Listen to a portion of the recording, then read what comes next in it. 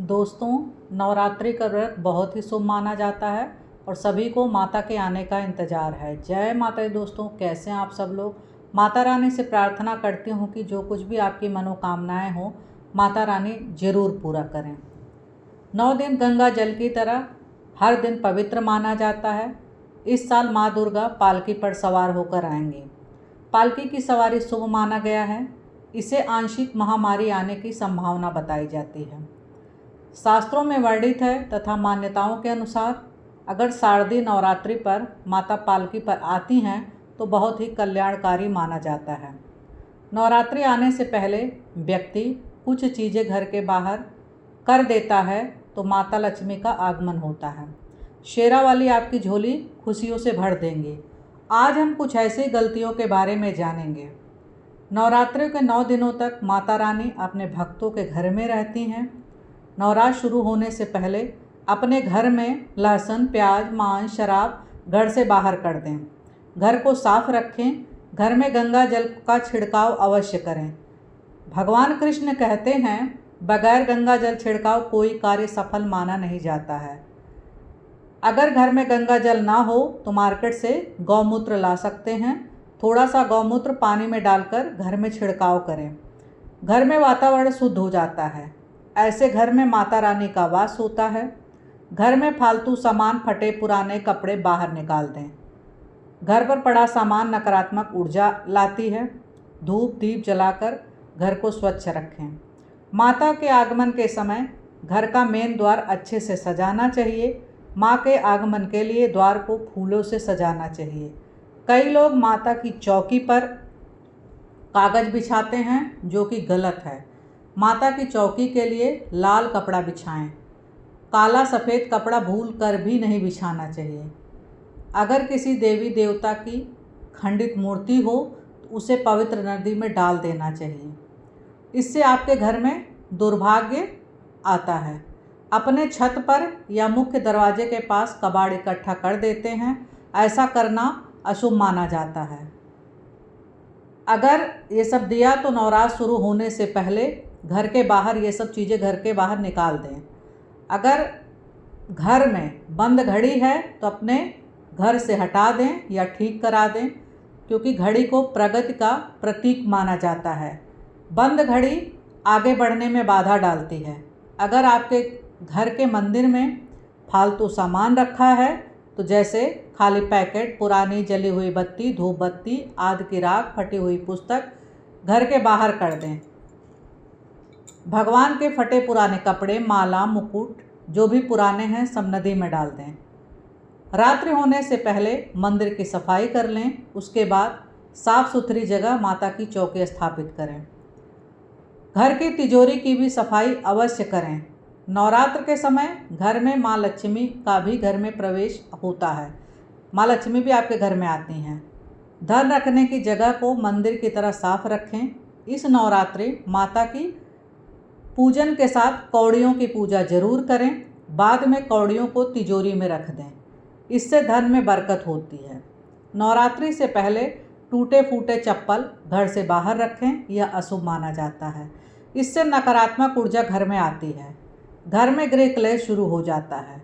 नवरात्रि आने से पहले टूटे फूटे बर्तन घर में नहीं होना चाहिए। साथ में टूटा हुआ आईना भी बहुत अशुभ माना जाता है।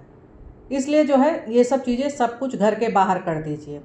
माता लक्ष्मी को खुश रखना चाहते हैं तो घर में टूटे फूटे ईंट भी नहीं होने चाहिए और न टूटा पत्थर होना चाहिए।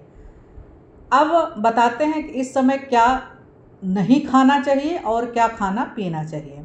कौन सा फल खाने से व्रत सफल व पूरा होता है? तो भगवान के भोग में सेब, केला जरूर अर्पित करना चाहिए। अगर आपका व्रत है तो केला, पपीता, अंगूर, सेब जरूर खाना चाहिए।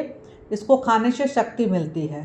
शास्त्रों में बताया गया है कि नवरात्रों में सीताफल जरूर खाना चाहिए। सीताफल खाने से बीमारियां नहीं होती हैं। नवरात्रों में सीताफल का घर में आना बहुत ही शुभ माना जाता है। सीताफल खाने से व्रत सफल माना गया है। इसमें माता सीता का आशीर्वाद मिला होता है। सीताफल इस नवरात्रि अपने घर जरूर लाएं। नवरात्रि के 9 दिन माता रानी के 9 स्वरूपों की पूजा होती है। माता को अलग अलग दिन अलग अलग भोग अर्पित किया जाता है। कुछ ऐसी वस्तुएं हैं जो भूलकर नवरात्रि में माँ को अर्पित नहीं करना चाहिए।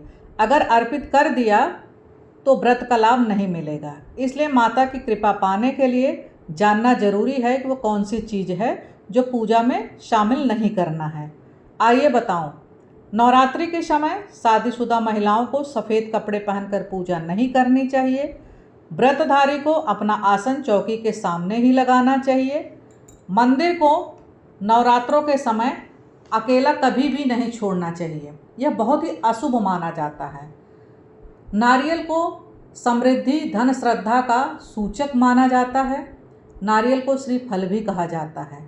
नारियल का हर मांगलिक कार्य में एक विशेष जगह माना गया है। कई मंदिरों में माता रानी के लिए नारियल की बलि दी जाती है। हम सब नवरात्रि में नारियल की पूजा करते हैं। हम यहाँ भी कुछ गलतियाँ कर बैठते हैं। नारियल कई प्रकार के होते हैं। हरा नारियल, सूखा और पानी वाला, जिसके अंदर पानी होता है।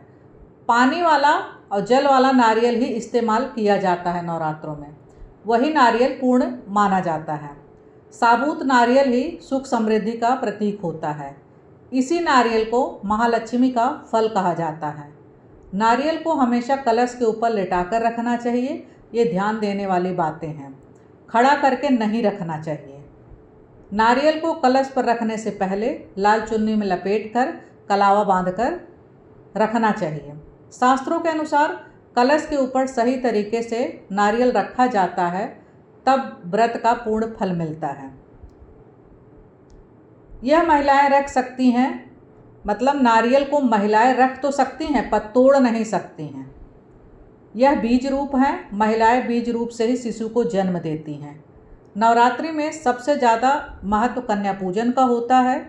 व्रत से माता इतना प्रसन्न नहीं होती जितना कन्या पूजन से होती हैं। छोटी छोटी कन्याओं को माता रानी का स्वरूप माना जाता है। कन्याओं को प्रसन्न किया जाता है, बदले में उनसे आशीर्वाद मांगते हैं। कन्याओं को उपहार भी दिए जाते हैं। और नवरात्रि में 2 साल से 10 साल की कन्या का पूजन होना चाहिए। अष्टमी और नवमी पर आप सभी पर संपन्नता बनी रहे, यही मेरी माता रानी से प्रार्थना है। तो नवरात्रि आ गई है और मैंने अपने वीडियो में बहुत सारी जानकारी दे दिया है, तो आप लोग मेरे वीडियो अंत तक ज़रूर देखिएगा। और अगर पसंद आए तो लाइक शेयर सब्सक्राइब करिएगा और कमेंट में जय माता दी ज़रूर लिखिए।